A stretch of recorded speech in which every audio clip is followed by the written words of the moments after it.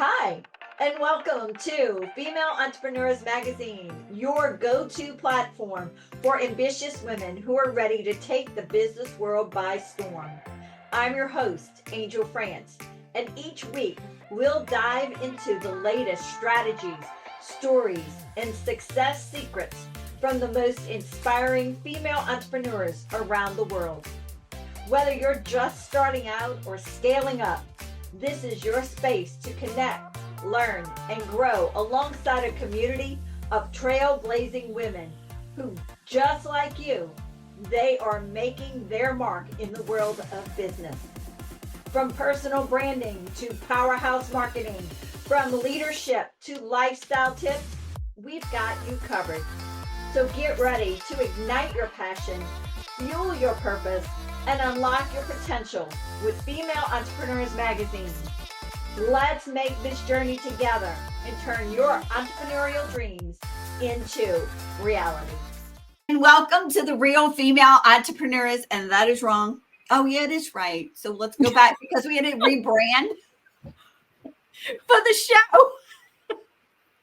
I love it. I love it how you got it so automatic ingrained in your memory that it just blurts out. You blurt out the old version. It was the real version, though. I did it right because, because I started off with just this, that was it. All right.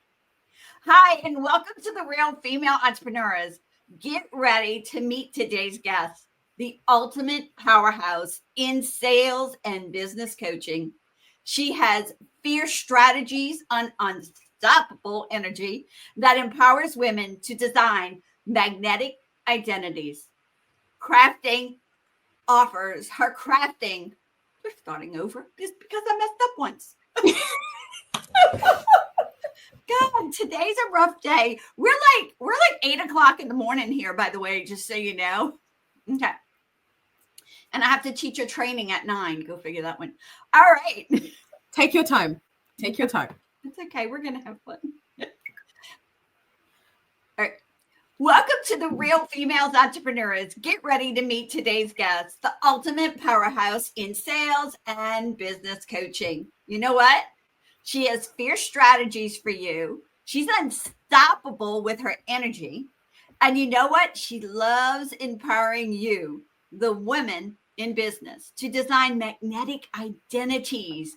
She crafts offers so incredible, they practically sell themselves.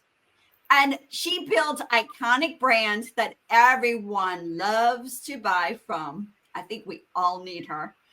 She doesn't just build businesses, she makes them soar.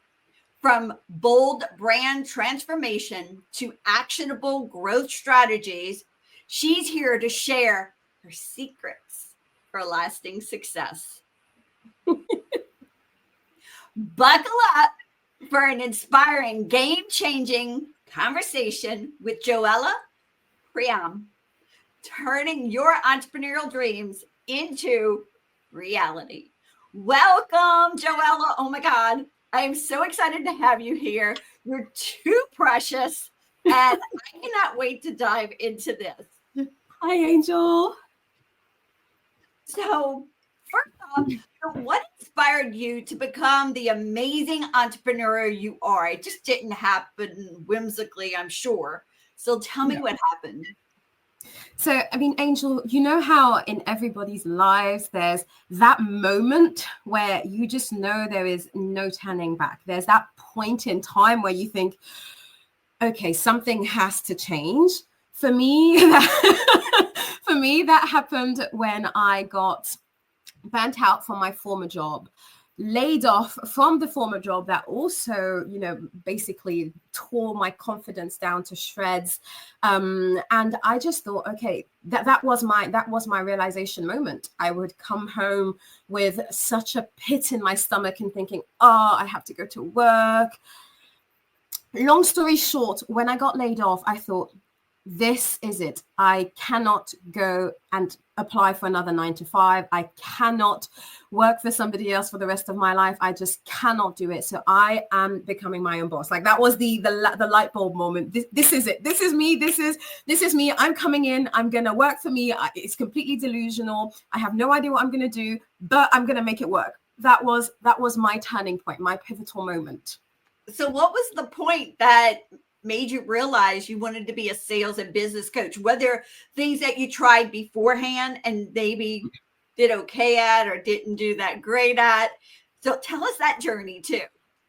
Yeah, I mean, when you think, okay, I'm going to start off with a project, there's the written version on paper of the project, and then there's the actual execution of the project. So in my entrepreneurial journey, I went through a few phases myself. I mean, I started off with affiliate marketing. No, I started off with online surveys and wasn't very profitable. I mean, I think with 16 surveys, I made $1.62, something like that. So not the most profitable outcome. And then I moved on to affiliate marketing, where I didn't really catch the feels for it. I worked on it. I stayed in the affiliate marketing field for about 7 months or so. Didn't really pan out. And so I thought, okay, I'm not feeling this. There's something that's blocking me. So I need to change. That's my indicator. If my feelometer works, if my feelometer is working, then it's for me. If it isn't, then it's not for me. And so that led me on to discovering faceless marketing, which actually was super interesting because I loved the concept of selling faceless. And more importantly, I was very passionate about the digital marketing courses that I was reselling, but I was more passionate about actually coaching the women one-on-one whom I was selling the courses to. And that was like, again, my little light bulb moment.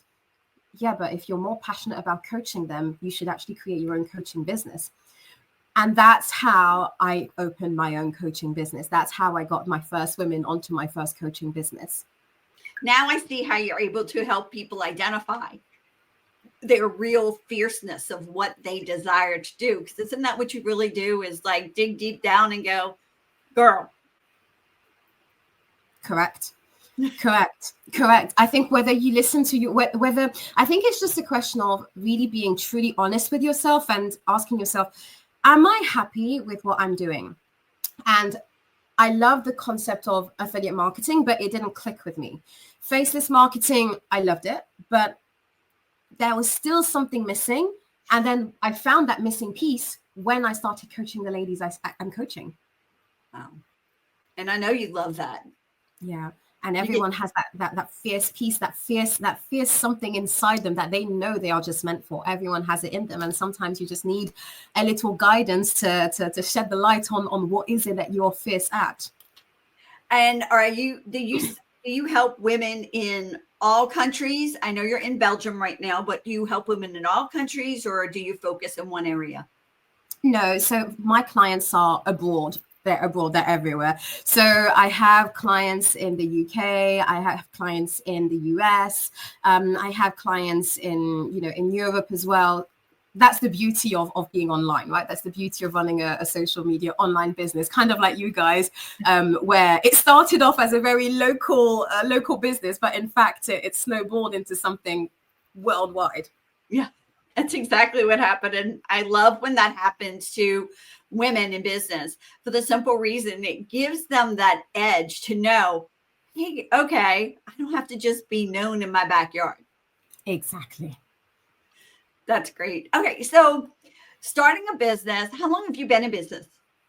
So my entrepreneurial journey started in June last year ish. In coaching, I properly started coaching this summer, like more or less this summer. I love that, because my next question leads straight up to that. If someone is interested in starting a business, what advice would you give them? Because, that's a little nervous, with somebody brand new. Yeah. What would you tell them to do? I think my very first, not requirement so much, but my very first piece of advice is understanding to what extent has society led you to fit yourself into a box.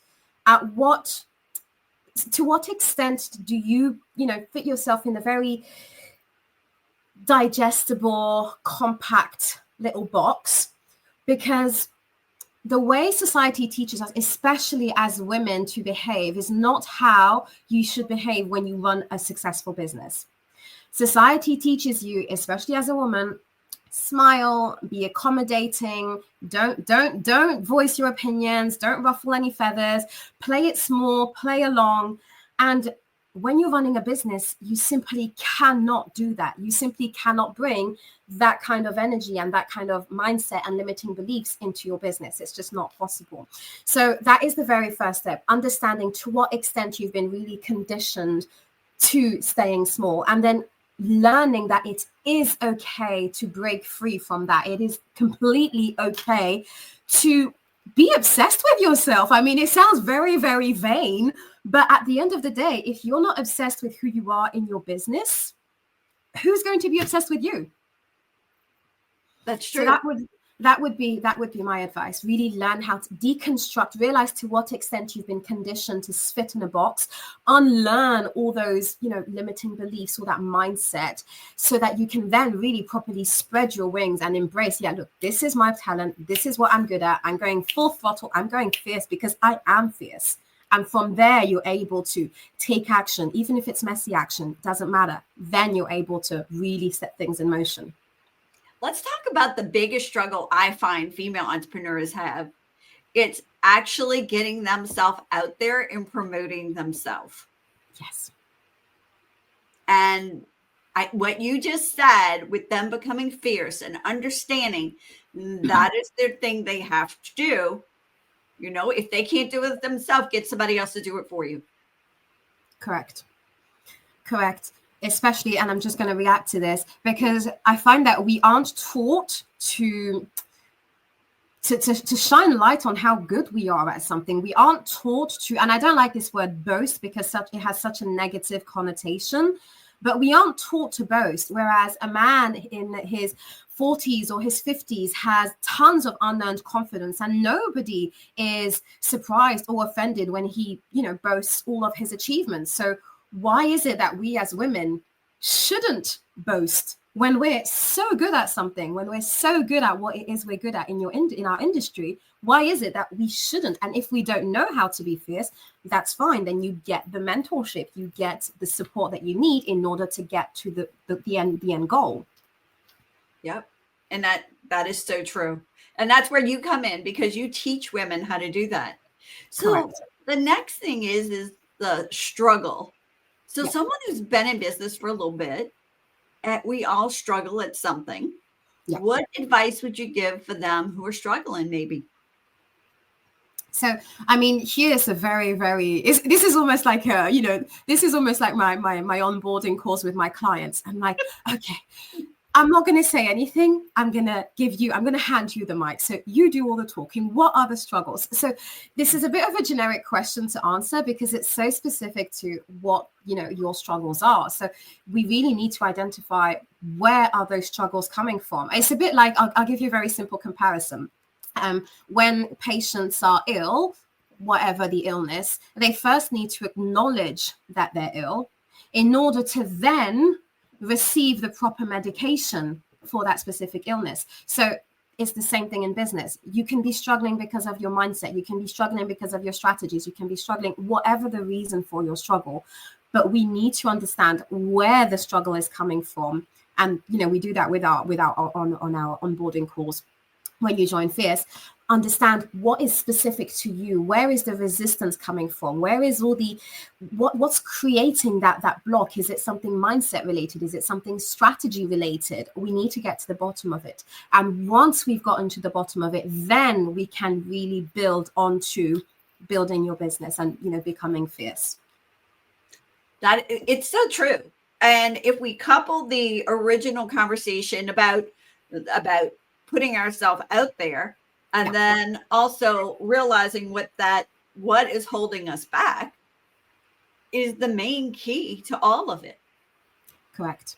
Because we all know what we're talented at and what we're good at, but we hold ourselves back. Correct. And it's funny that you say that, because you actually selling fierce for me, Angel. This is wonderful. No, but in all seriousness, it's actually why, what you said is exactly the reason why I structured Fierce as a two-parter, like with the two pillars. The first one, before even diving into any strategy, any strategy, business strategy, before even getting into any of that, we have to identify the mindset. We have to realign your mindset, your energy, your purpose, your beliefs with who you're becoming. And that's exactly what you said. And once you have the mindset, the energy, the this, the that, and the other, then you move on to the strategy, the nitty gritty. So I'm going to be blunt, honest with you. I will tell you mine. You probably Yeah, sure. Yeah. Okay. I call it the green dot. You wouldn't know it. Nobody would ever realize it. But the green dot on the computer, because I'm not communicating with somebody face to face, like doing this is fabulous. I have so much fun doing this. This is like my wheelhouse. However, if I have to do that camera without you for somebody else, oh my God, it's crippling. It's like Superman's kryptonite, However, I know, at least I'm being honest, and everybody knows that it's not just them. Yeah. We all have something. Correct. Mm-hmm. Yeah. And that's pretty much what it is. Now, knowing what you've learned in business so far, what advice would you go back and give your 18-year-old self? Oh dear. Here's the cringy moment. No, I mean, so I think when I look back on who I was at 18 years old, my vision of success was very, very limited to what I had been taught by society.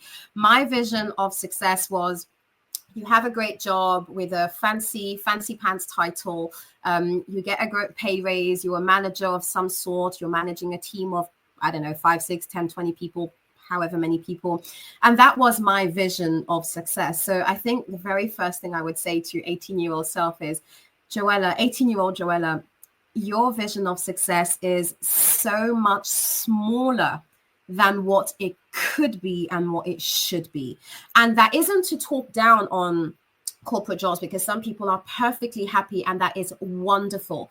But I didn't find my happiness in that. And that's why it's so important for even the younger people to know that there are different options out there, and for them to keep an open mind. And I remember this one day specifically in school where we had alumni students come back to the school and talk to us about what they were doing in their companies or whatever they were up to in life. And there were a couple of entrepreneurs. And I remember thinking, Angel, like, oh my God, these people are crazy. Like, who on earth would prefer entrepreneurship to a stable job and being a manager and having a good salary? Like, these people are out of their minds. And that's just because I had such a closed vision of what success should look like. So that is definitely the very first thing I would say to myself is, Joella, you need to expand your vision in your definition of success. Success is whatever you make it to be. That is so true. I remember, I always tell people, go back to your 5-year-old self. What do you remember saying? I wanted to be a teacher, but not those kind of teachers. I wanted to be a different kind of teacher that nobody else would ever think about. Mm-hmm. And so I didn't know what I was dreaming up, but obviously now I do, That dream materialized itself. Yeah. I mean, because, I have a deep down belief that the best salespeople in the world are the best teachers. Correct. Because it's all about, teachers don't realize that's what they do.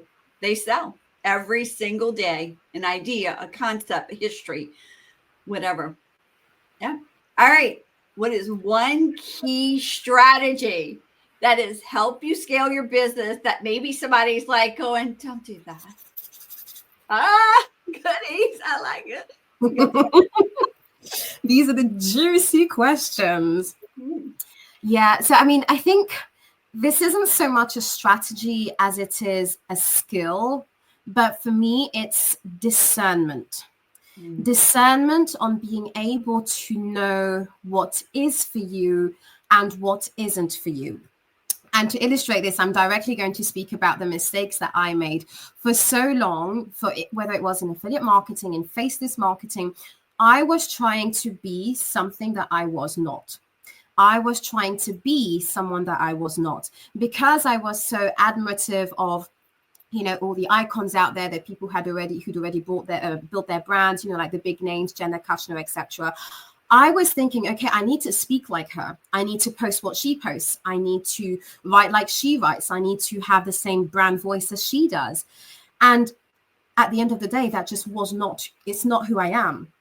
And so using discernment is where you are able to filter out everything that isn't you, that tarnishes your voice, that dilutes your voice. And so many entrepreneurs actually go into business with the mentality of, I need to sound like her. I need to write what she does. I need to make bold moves because that's what she posts. Or I need to post an Instagram hack because that's what she posts.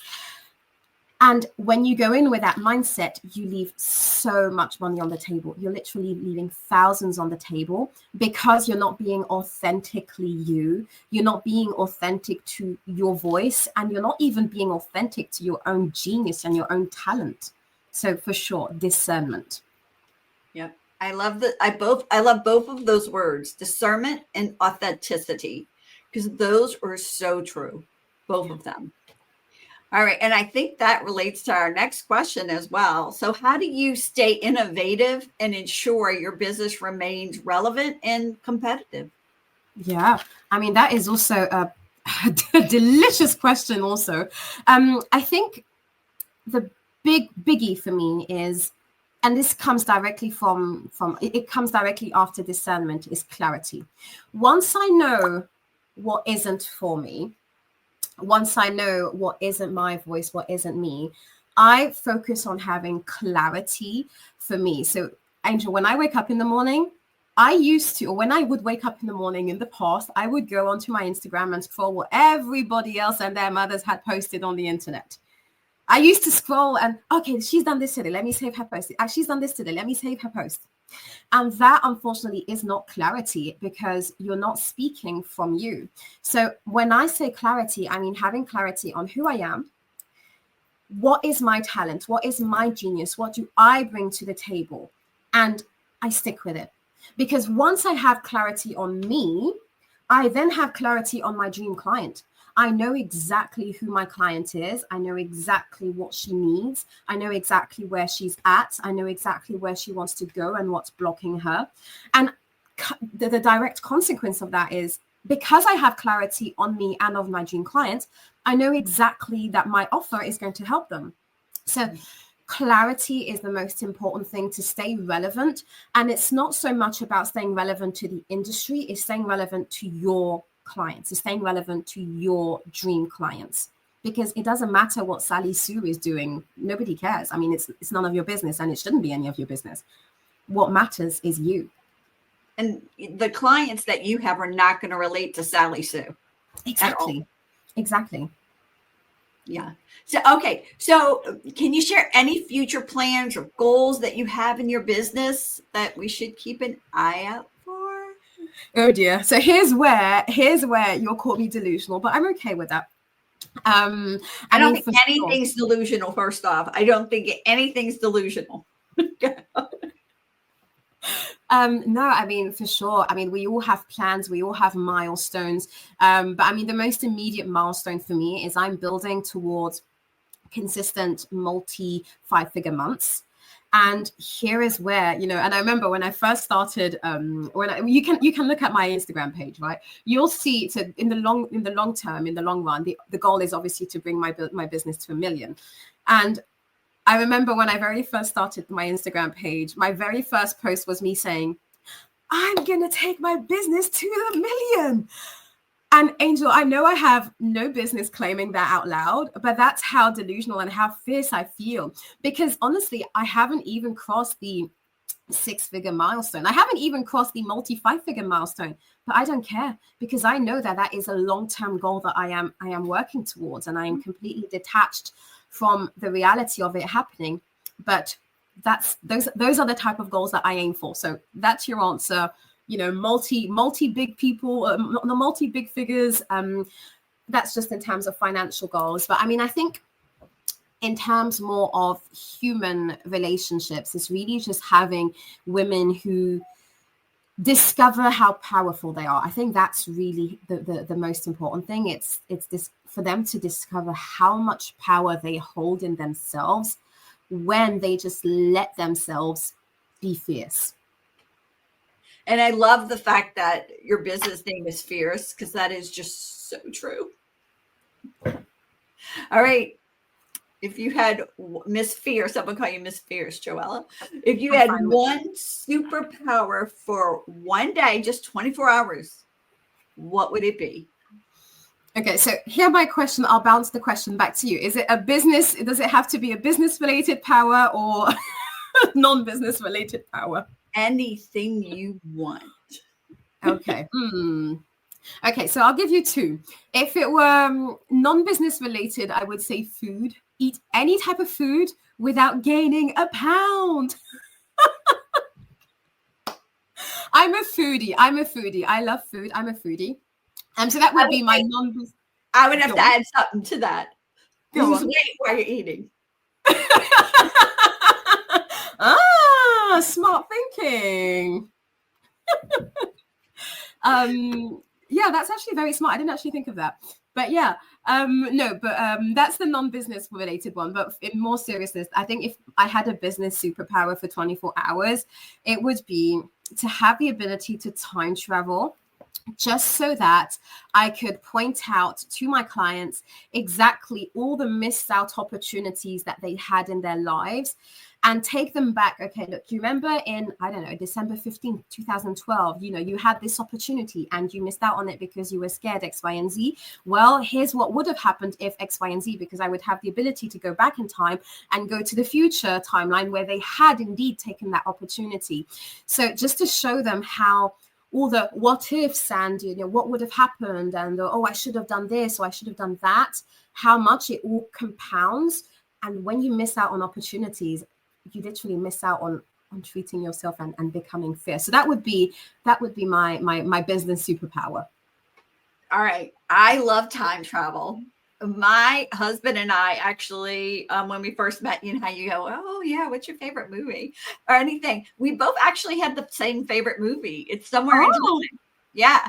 And I just saw a recent one, which was way cool. I'm like, oh, I want that. So this girl, I'm going to tell you the story just because it's so cool. And I cannot remember the name of it, but somebody's going to remember the name of it and put it in the comments or something. It was, a girl went to a mansion in the UK, and the mansion, she was a accountant banker, and the whole thing was in foreclosure, had to sell the whole hundreds of land, 100 acres of land, big, huge home, on and on and on. There was still a caretaker there. She went down in the basement in the evening, and there was this man in the mirror. And they found that was only during new moons or full moons that it actually transpired that he was there. So he gave her a cookie, and it had nuts in it. And the nuts, she was allergic. So he came through and gave her EpiPen.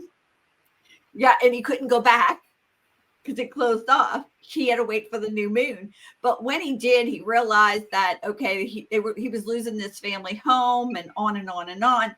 So he went back through the mirror, actually put $1,000, whatever, in the bank that was still there, with note of when to go back to see her in the future.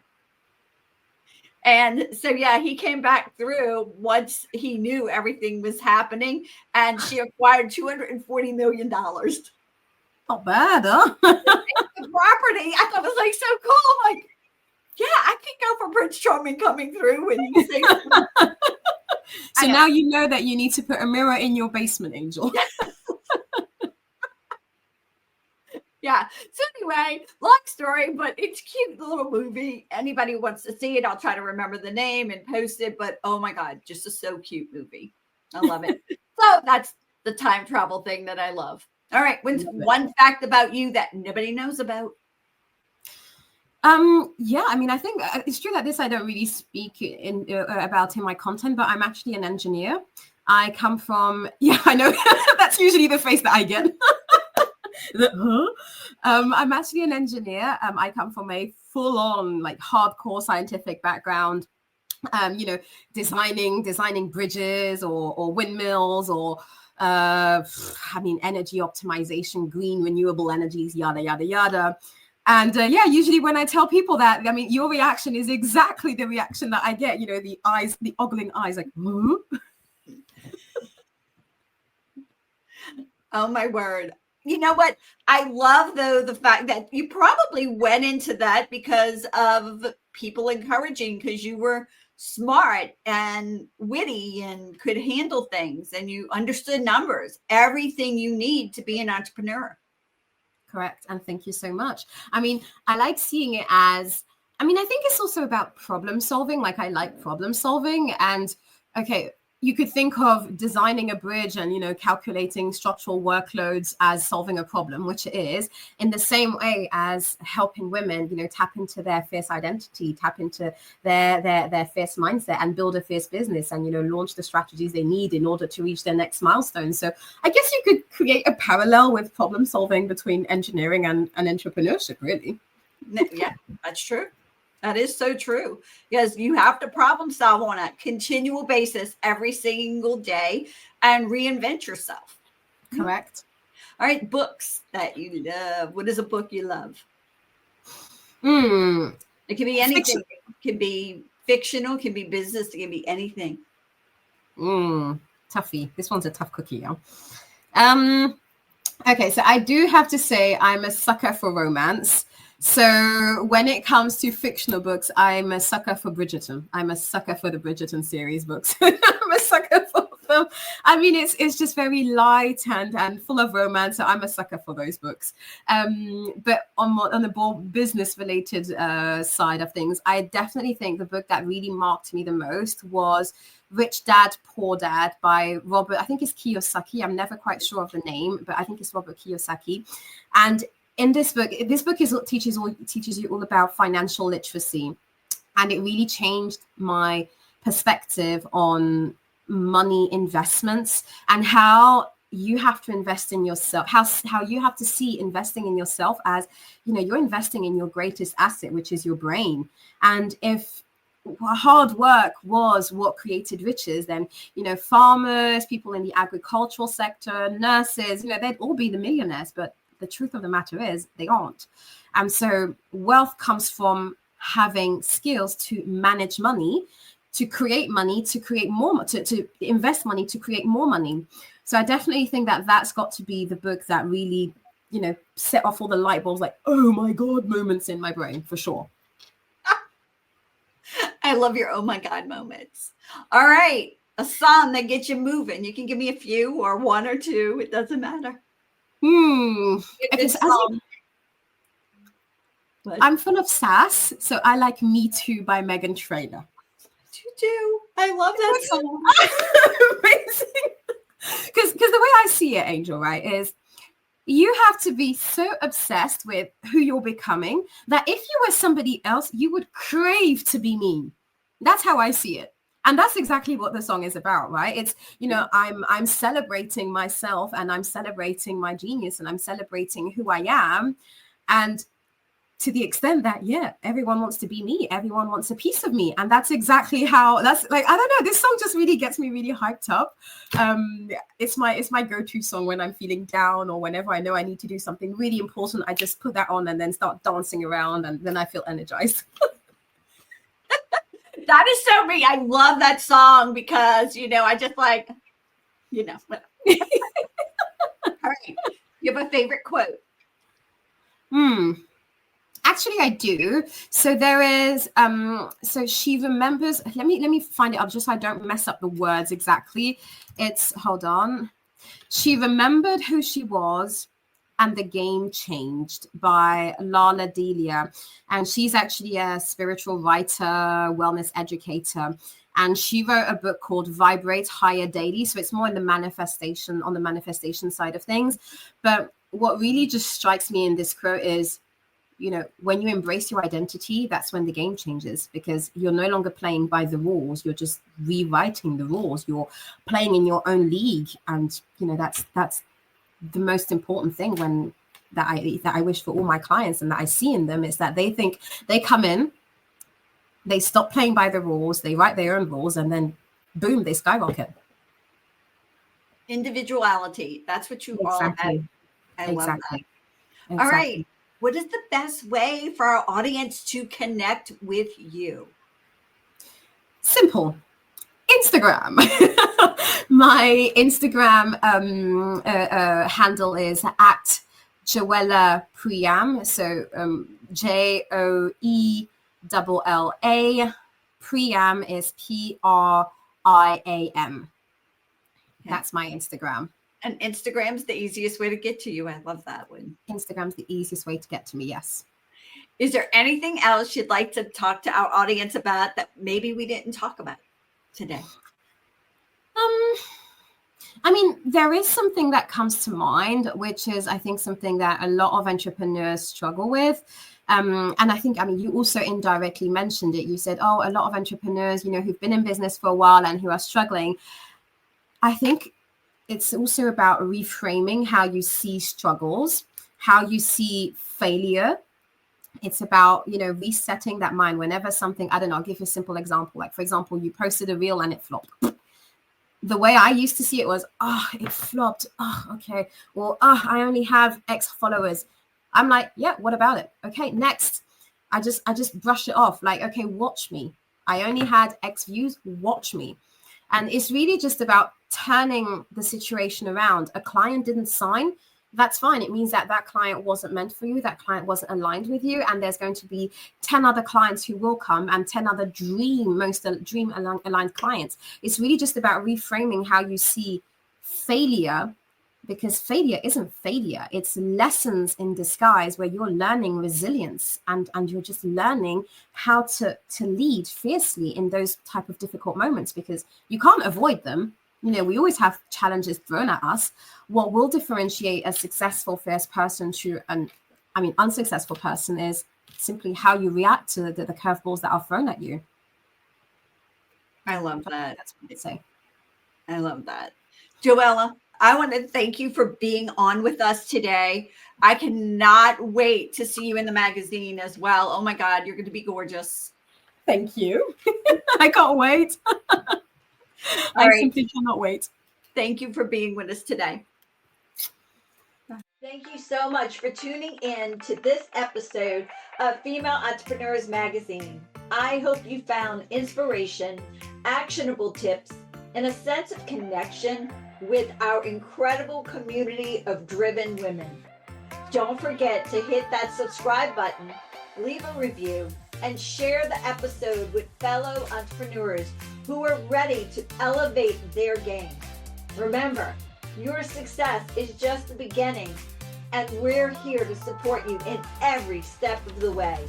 Until next time, keep shining, keep thriving, and remember, you have the power to create the business and life of your dreams. Stay inspired, and I'll see you in the next episode. Bye.